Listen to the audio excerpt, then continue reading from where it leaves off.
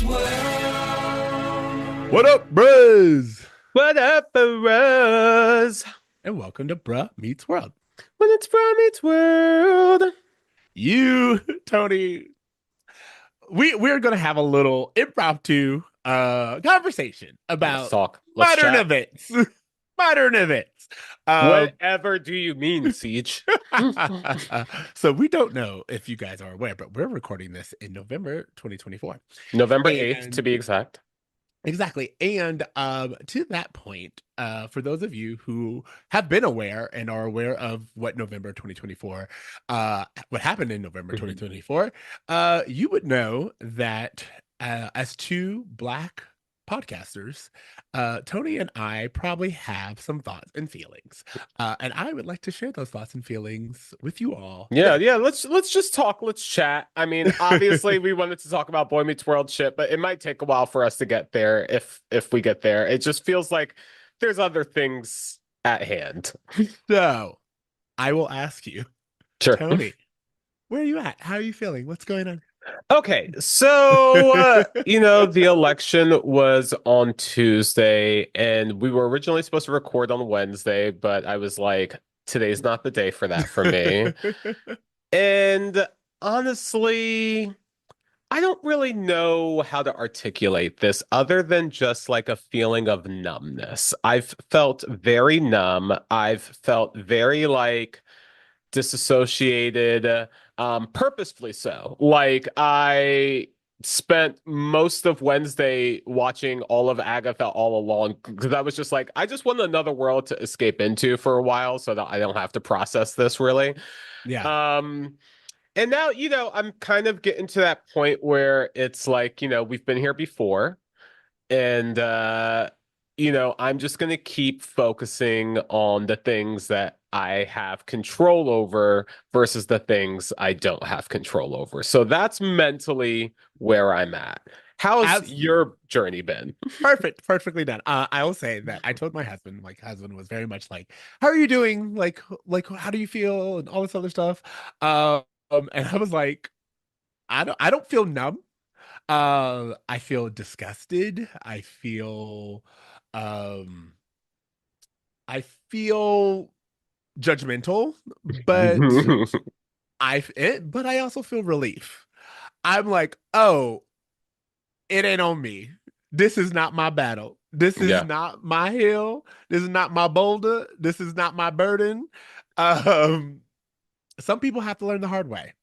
And I will let those people do as they feel they need to do.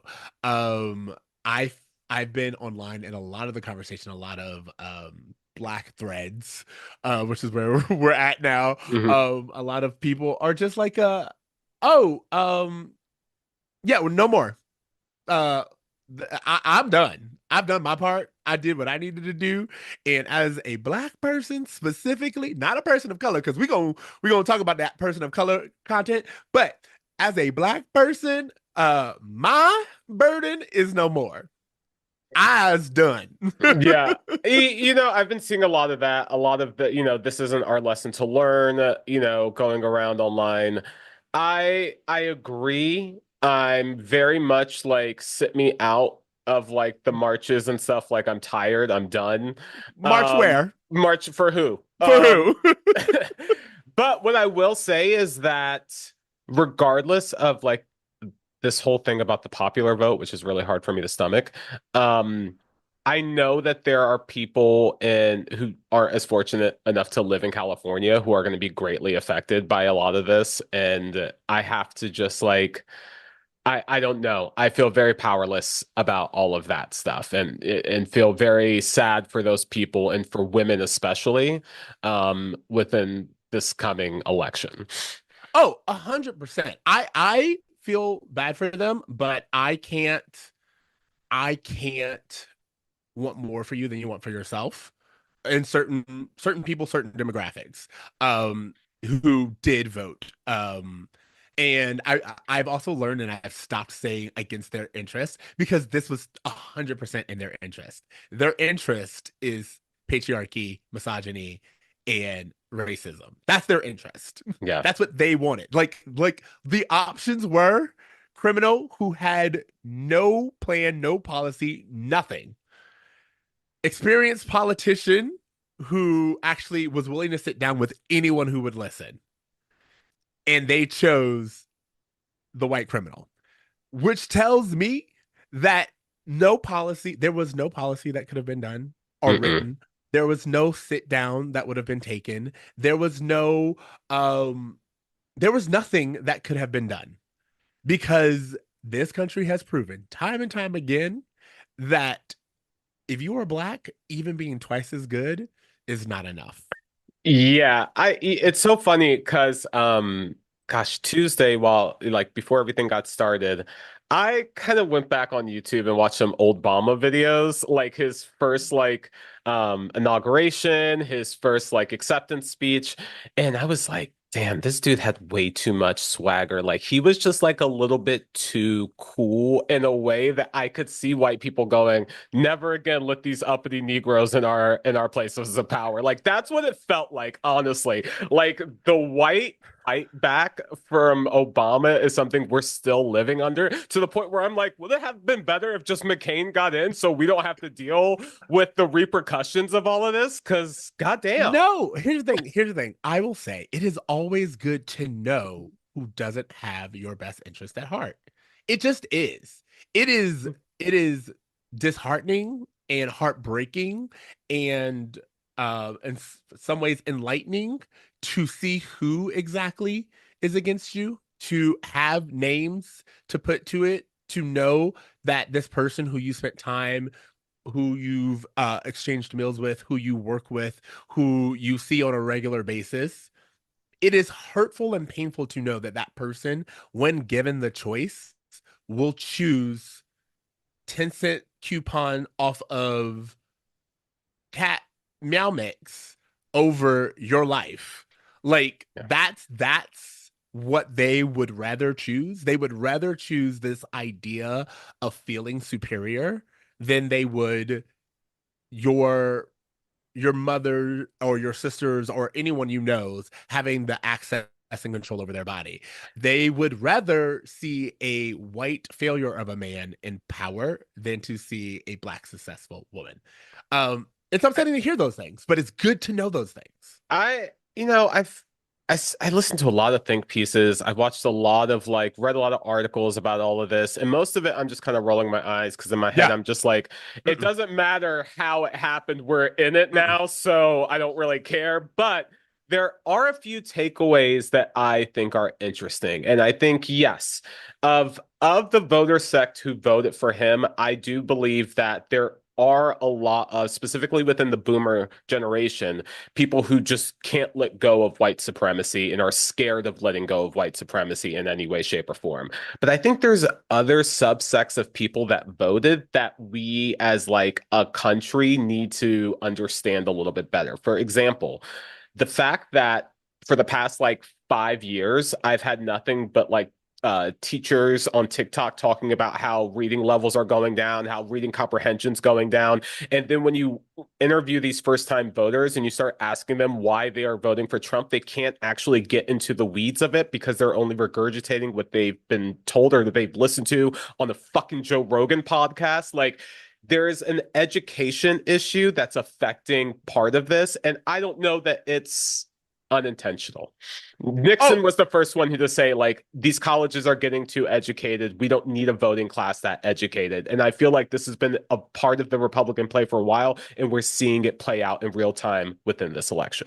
um, the first thing that I saw and I have been holding on to is we live in California, you and I. Mhm. There are two really important factors that make me be like, no, no, no, no. We will not blame this on uneducated people, and we will not use this as a gimme an out for blaming those in red states. Because in California, 47.5% of people voted. 47.5 of the population in California voted this presidential election. That is the lowest it's ever been. It doesn't even get that low during like governor elections, like during midterms. Yeah. We have higher turnout, which means that people in California, even though they were like, I won't vote Republican necessarily. They did, in fact, stay home because they thought either she's got this in the bag or not worth it. Well, that brings me to my other subsect of people who contributed to this, which is the people who I think either voted for Trump or didn't vote for Kamala based off of Gaza, who were saying, you know what, I refuse to vote in favor of a person who contributed to a genocide, which in Uh-huh. so many ways I was like, yeah, I get you, but like, do you think this motherfucker is going to be better for this situation? Like, Again, the amount of Jill Stein voters, like all of them, like I'm not shaming anyone for who they voted for, I except am. I am, I except I am. am. I am. Um, but like really, I think that's another subsect of like the voting population. Like I saw a lot of Arab Americans being interviewed in Michigan who were just like, we can't vote for her because she's part of the Biden. And honestly, like I've been watching kids get blown up for a year too. Like I'm sick to my stomach with it, and I get it, but I'm also like, who is in a better situation to help ease tensions instead of escalate them? And I just think there was a poor decision made there. if there if someone is offering you a hand up from a cliff and someone else is offering you a razor blade to hold on to, and you grab onto the razor blade because you don't like the person who's offering you the hand, that is spite. Yeah, And you deserve whatever you get from it. yeah. Because the second part, I told you there was two. One was this idea that only 47.5% of Californians voted for president. That's really important Yeah. because they felt like they could sit it out. Again, these are people who are like, you're educated, you're aware, you know, and you chose not to out of spite. Then you also have the fact that in California, for those of you who don't know, we had slavery on the ballot. Yeah, we We did. literally had slavery on the ballot. And it said, by the way, this wasn't one of those propositions that was like misworded and you can misinterpret or whatever. It literally said there is a proposition on the ballot to get rid of prison slavery, and it did not pass in this state.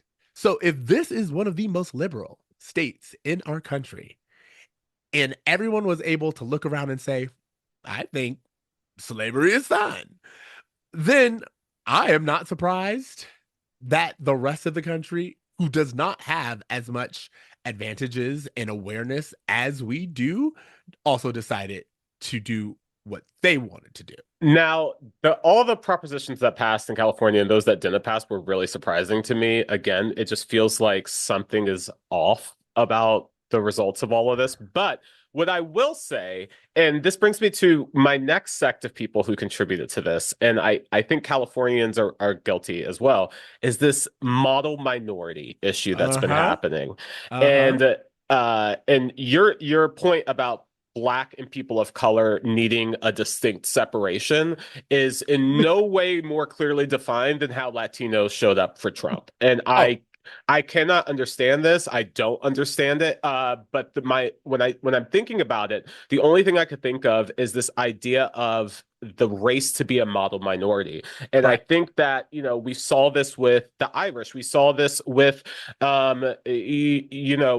people from Poland, like all of these other Italians, when they first came to the country, they were discriminated against and they tried to cling to whiteness as much as possible to avoid being treated like a lower class citizen. And I feel like Latinos are the newest group being brought into that. I think Asians participate in that as well, but Oh I yeah. just think that when you're white passing and you're an other in this country, there's something about that that makes you go, it's safer for me to stick with the majority, even if it fucks over my own family. And I think that that is just like a deep psychological scar that people of color have been dealing with. But as someone who like was raised around whiteness and really had to like do a lot of self-examination about how I ingested that, I just feel like Latinos need to have a very real conversation about proximities to whiteness and what they hope to get from it because white people don't care about you. So we need to be real about this.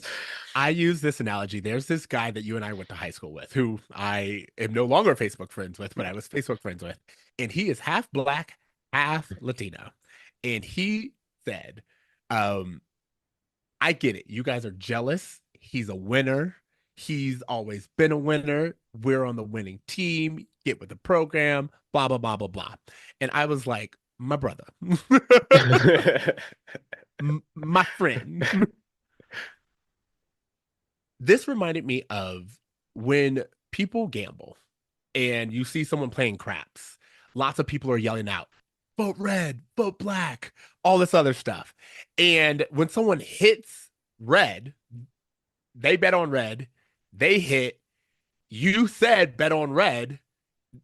Everyone, when it hits red, everyone's shouting, yeah, we won. No, no, no, no, no.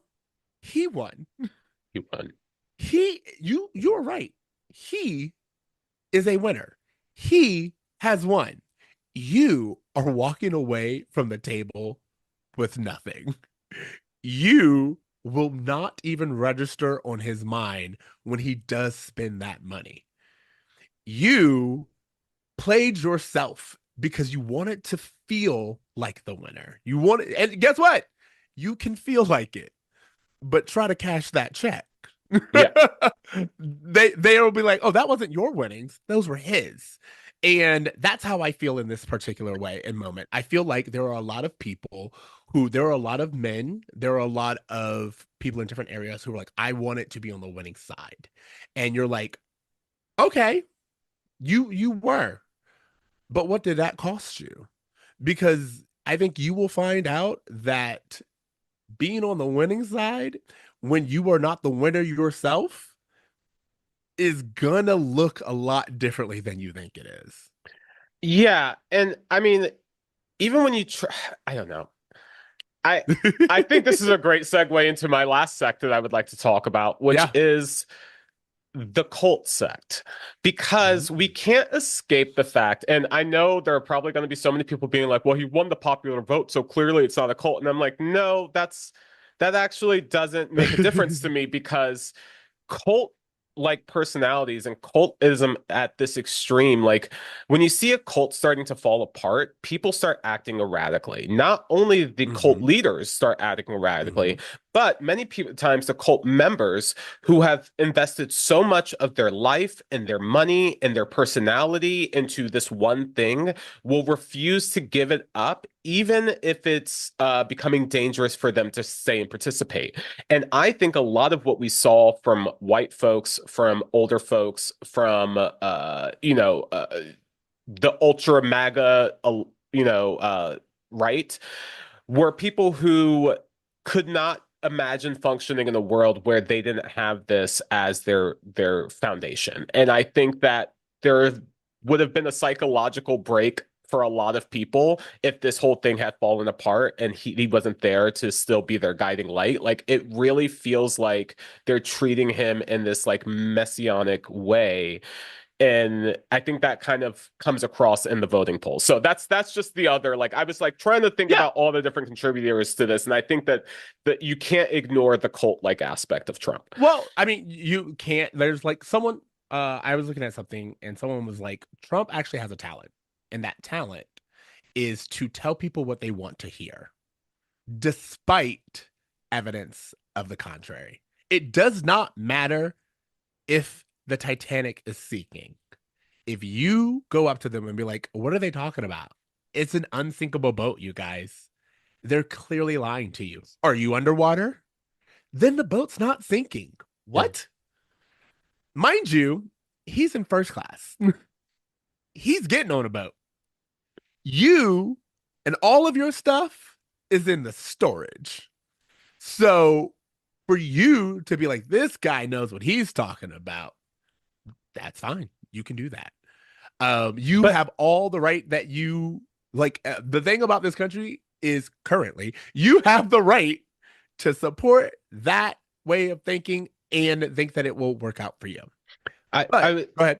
I was just gonna say I was watching a TikTok today where a woman said that my husband had a meeting today at work where they were saying that they're not gonna be able to give out Christmas bonuses because Yep. they need to buy as much inventory as possible before Trump's new tariffs came in. And everyone in the company who were Trump voters were confused as to why the other countries were, and the company had to explain how tariffs work to these people who blindly voted for something. Either they didn't understand or they were so taken by the cult personality that they didn't care.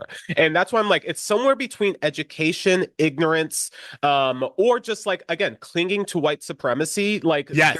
the I think I think interception of I all of think those things. I think we have to. But the thing is, there's nothing anyone can say that unless it starts with we have a racism problem in this country and we have a misogyny problem in this country.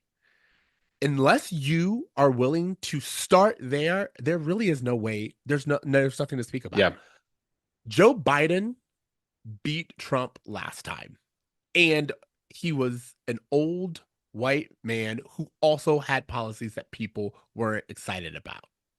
But he was an old white man. Yeah. That was the qualification. That has been the qualification. Kamala wasn't old. She's not white, and she is not a man.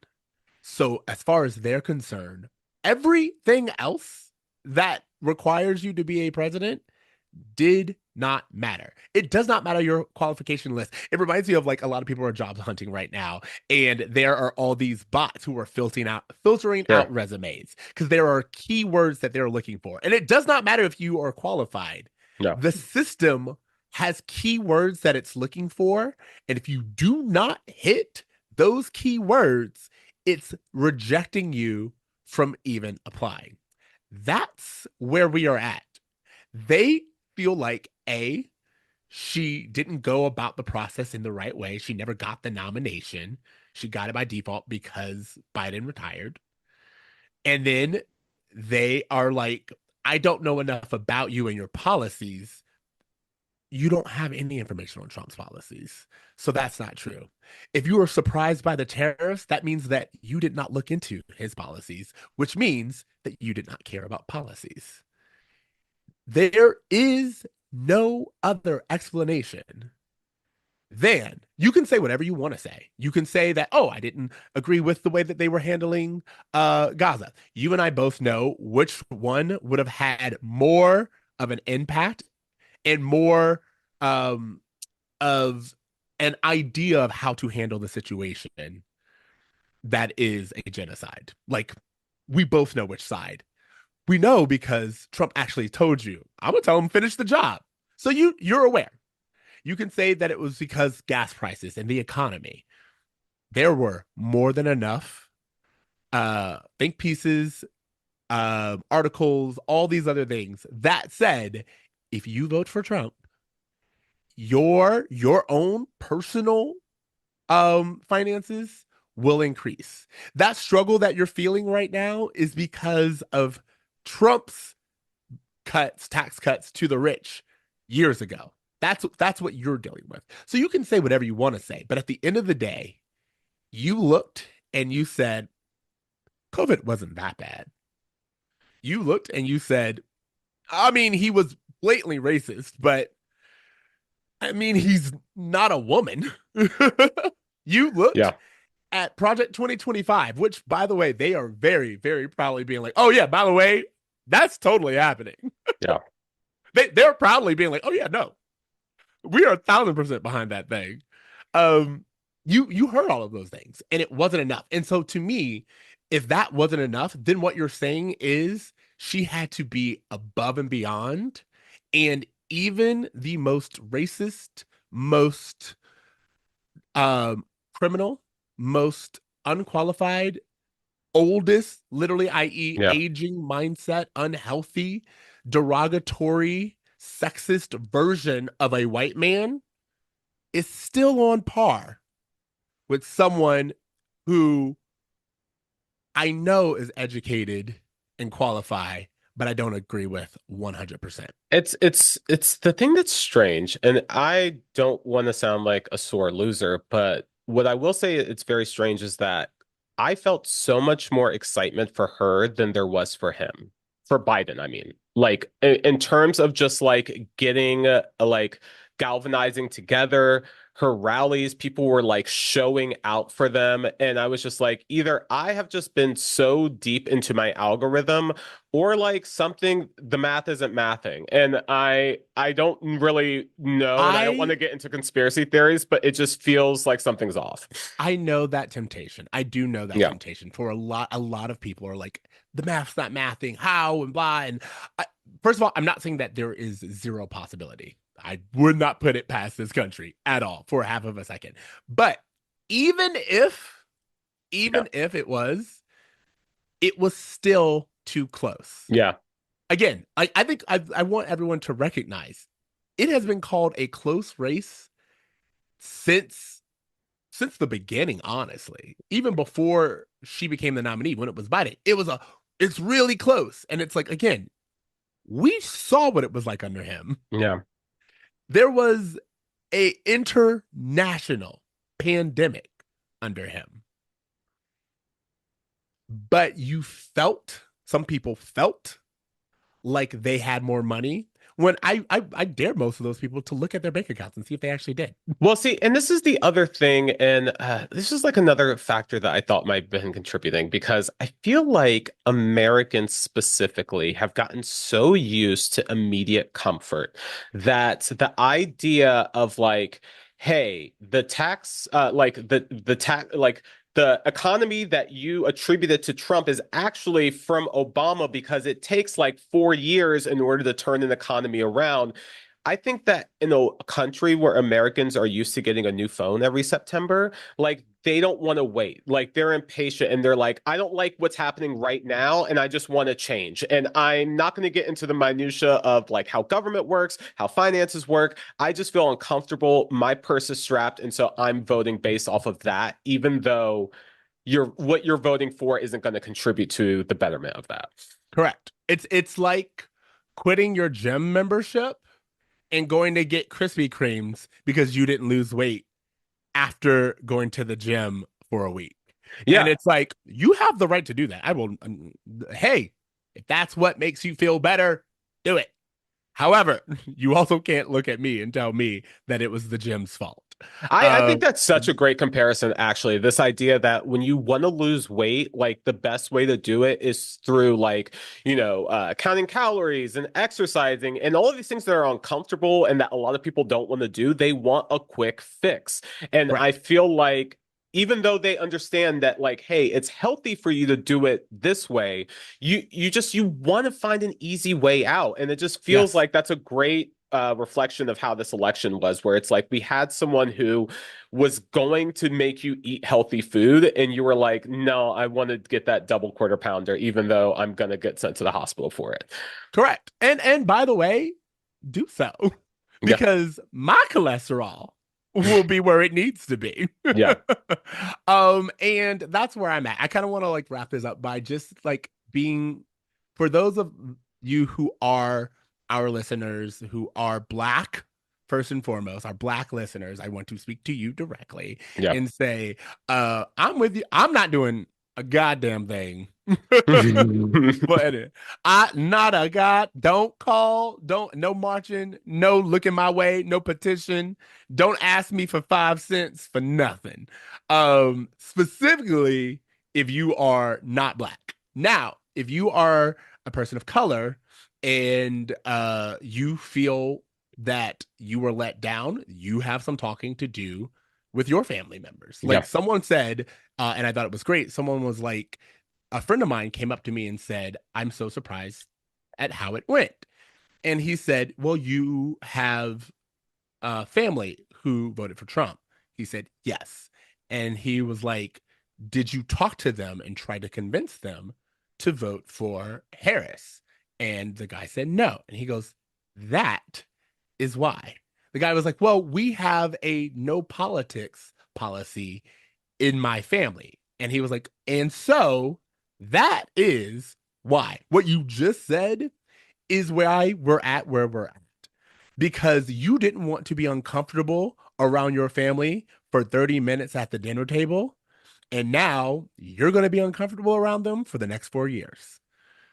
Yeah, I mean, I feel like, and I'm just speaking for myself, but for all Black people, for women, for people, trans people, like who have to just live through this next 4 years, just like focus on your mental health. Like I'm like, I remembered the first presidency where it was like every 4 hours there was like a notification like blitz on my phone. Did you believe that he said this, or do you believe the Yep. White House is doing this? And I'm like, I'm just gonna tune it all out. Like I don't 100%. have to get the play by play. Like I'll recap on YouTube when the season is over. I don't need to watch every episode. And because that's what's going to help me and my mental health on the day to day is just to tune out that conversation. So, however, you need to take care of your mental health, your well being, do that because anxiety and panic attacks and, dysregulated nervous system is not something that you need to live in for 4 years straight. It's funny that you say that because I've been telling people what I did on election day. On election day, I spent the entire day at the movies. Oh, I was thinking about going to the Back movies to too. Yeah. back movies. Hmm. And my husband was like, he sat in front of that television from the moment we came back from the gym till like midnight or 2 a.m. or whatever. He was just there and he watched and he was anxious and all this other stuff. And I was like, not I, not my nervous system. Yeah. Because I voted the way that I needed to vote. And I knew that anything and everything that would happen with or without me watching it Yeah. happen. So I took care of me.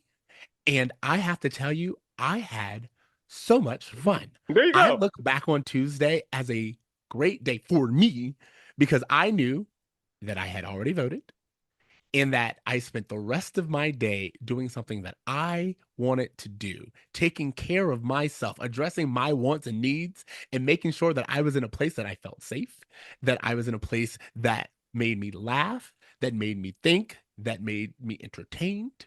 And understanding that there was panic happening outside Hmm. those walls, but that was outside of my control.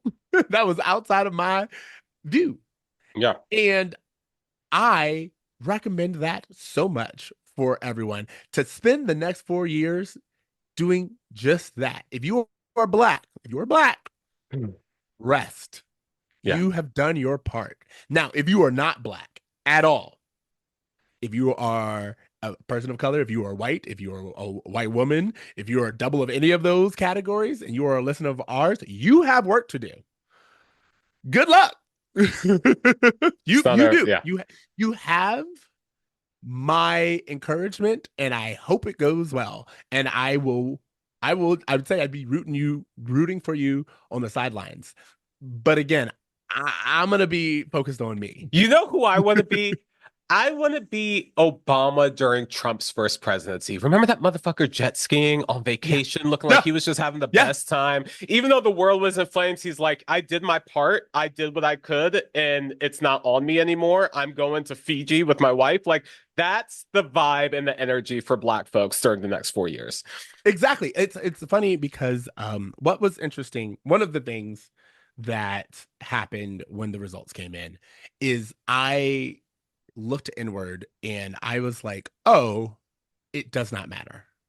It does not matter how good you are, how presentable you are, how much you toe the line, how much advice you take. When you are black, and we've known this, we've all heard that you have to be twice as good speech. Yep. But one thing that I don't think was really internalized was that twice as good is sometimes still falls short and of their expectations because you can never be good enough because you are not white. And to those who aspire to whiteness, there is nothing that you can do that would satisfy them because you merely are not white. You can No. dress your hair, you can speak in their uh tongue. You can go to their parties. You can buy a hair, but it won't grow. You A can pick your hundred nose percent. if you said so. You can do all of that and it will not matter because they know when they look at you, you are black. And that is a freeing thing, honestly, because what it means is there's like, be you, be 100% authentically yourself because it does not matter. You will not get their approval. You won't get it. For those of you who are like, well, Obama got it, Obama still was a man. Yeah. So, as a black woman, you're not getting it. And also, you and I, we've talked about this. We grew up in Florida. We have people who we spent time with who would tell you that they are our friends. But there is what you say, and then there's how you behave. There's Yeah. what you really think. You really think that people who look like me, people who love like me, people who are from where I'm from, they deserve less. And just because you have one or two that are your favorites that you can put a name to does not mean that you are not racist Yeah. or sexist. It simply means that you have one or two of your favorites and that you are able to separate your actions from your words. That is simply what that means. Also, those who you have to understand the beast with the three-headed beast, which is white supremacy, the patriarchy, and capitalism. Those who serve that beast will let the car burn in flames before they pull it over and let someone else drive. Correct. So you just have to just understand that and do what's good for you and your community and your family. Yeah, it's a the other thing, like we have to remember that like our phones are kind of our windows into the world, but we can choose which windows we want to look through. We don't Yes. have to look through the windows where everything is on fire outside. Like, Nope. I have been watching the most wholesome content on TikTok lately of bunnies just like eating fruit, and it's just like bringing me so much joy. And I'm just like, yeah, that's fine. I'm going to focus on little things that bring me joy because trying to fix these major problems that no one else is interested in fixing, like I'm not going to fix global warming on my own. You know what I mean? Like I can't stress about this shit anymore. I've been stressing about it for too long. I'm black. I'm a millennial. I'm tired. I'm black. I'm a millennial. I'm tired. I want that shirt because honestly, add a woman onto it for women, and I guarantee you. But anyway, the long and short of it all is, um, if you are black, rest. You, as you said, I'm like, oh, I have a different relationship with my phone now. Yeah. I have a different, like, I actually feel a lot differently. I made a post just to kind of like let people know. I literally went through and I purged anyone who was following Trump, anyone who was like, congratulations, anyone who had like an American flag, deleted, moved, all this other stuff. But I posted on there. I was like, oh, if you voted for Trump, I am not your friend. You're not my friend. I want to make that very clear. And someone responded, oh, so we can't disagree? And I was like, A, blocked, but Yeah. B, what are we disagreeing on? Yeah. What are we disagreeing on? What am I not aligned with you on that made you and I be on opposite sides?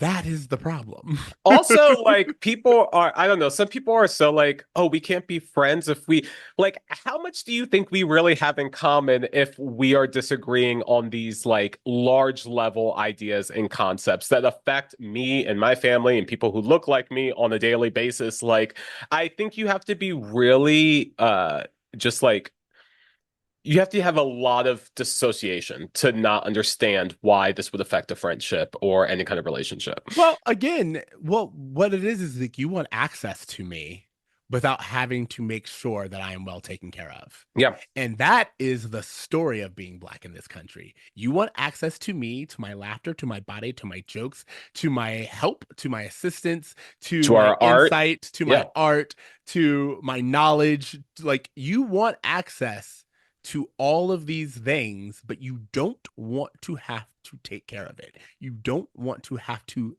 think about whether or not I am doing well.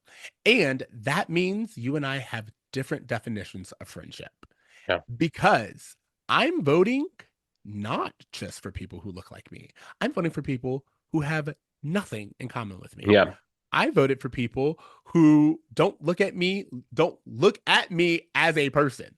I looked out for their interest. I voted for individuals who I will never see, I will never interact with. I have no idea what their life and struggle is like, but I do know that one party will make their lives harder while another will not make it perfect, but not make it worse than it already is. Yeah.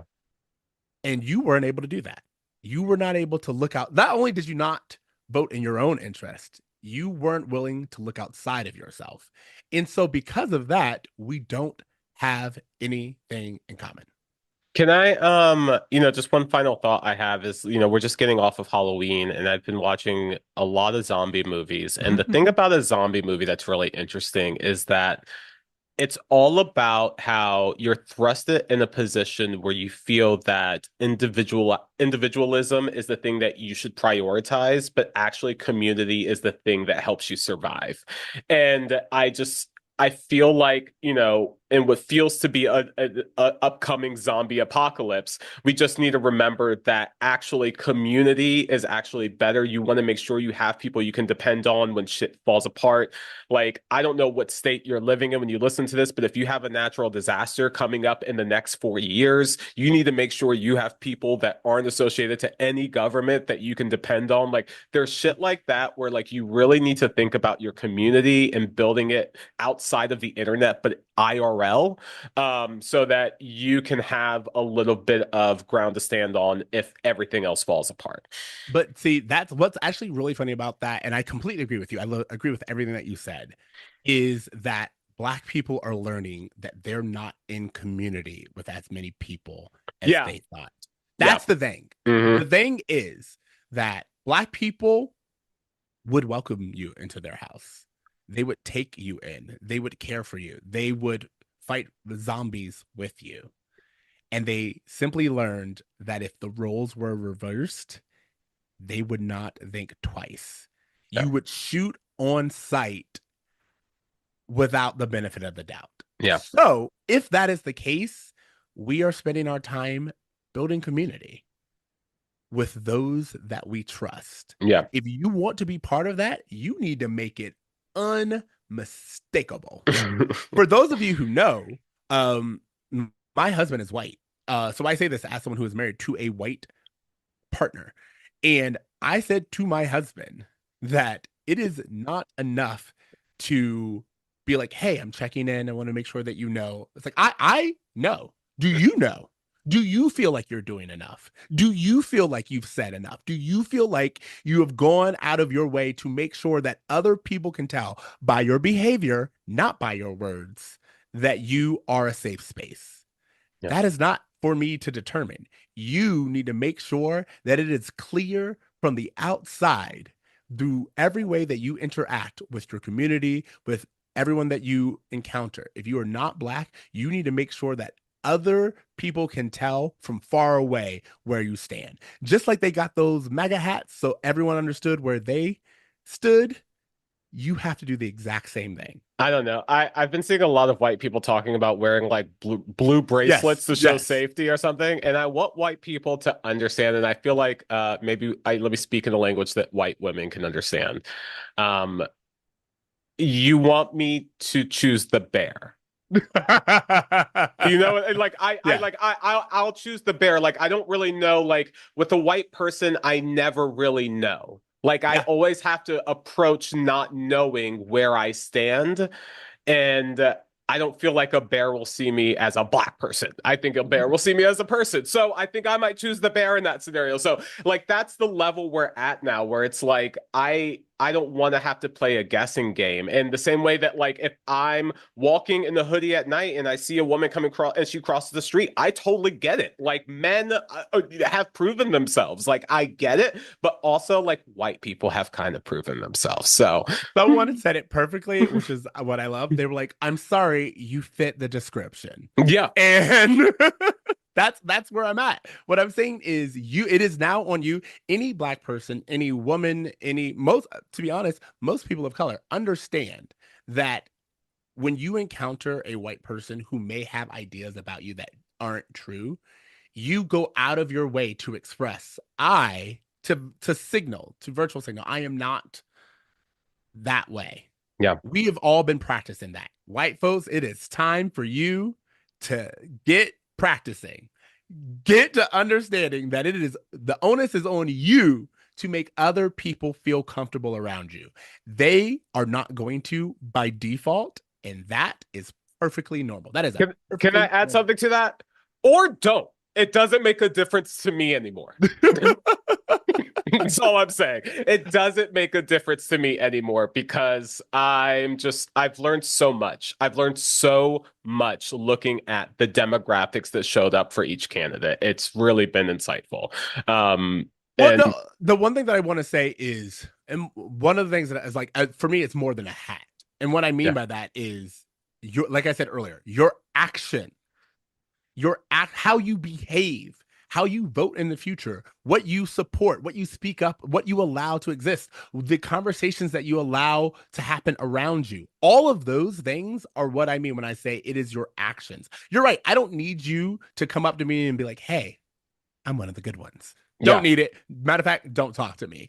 But what I do need is for your behavior from afar to be something in which I can be like, maybe. Maybe. Not 100, not a yes, but a maybe. Yeah. That is on you. That is what I mean. Yeah. So, okay. Anything else you want to say? No. I mean, I felt like this was just a conversation that needed to be had. I'm glad we had it. Yep. And, as we kind of go, I will say this, we've been podcasting for so long that, we go back on certain episodes and we could kind of see what was going on in the world and how it kind of affected like our perception of a Boy Meets World episode or how it affected like our attitude on that certain day. And I just think that like it's good to kind of take a historical note via podcast of like what's going on and how it's affecting us, because I think that it's inevitable that it will affect some kind of critique that we have even towards our art that we consume going forward. Absolutely. Also to that point, if you are a fan of ours and a listener and you've made it this far, one, we appreciate you and we do thank you for listening and making space. If you left this podcast and you feel like we're not for you anymore, good. Thank you. Again, toodles. Don't want it, don't need it. We only hold space for people who allow us to voice our concerns, our problems, our states of being. And I personally am not here to make you feel comfortable or make you feel like it's all going to be okay. It's not. And you should be well aware of that. This is the bruh part of Bruh Meets World. This whole episode's been a bruh moment. It's a bruh moment, and I just want, that's what we're going to label this, bruh moment 2024. But yes, I want to think of those of you who have continued to reach out, who even though we finished the show are still listening. Really, really appreciate hearing from you. We hope that, again, you are all taking care of yourselves. Specifically, if you are Black, if you are a Black woman, more than anything, please rest and do whatever it takes to make sure that you feel safe, loved, and appreciated, because you are. And Tony, anything else you want to say? I mean, we've kind of retired the phrase, but I think it's really important that we all kind of dream, try, and do good. Maybe it's because we stopped saying it. Did y'all need a reminder? The coincidence of us stopping saying it and it stopping happening, guys. Do good. Do good. Later, bros. Later, bros. When this boy meets world.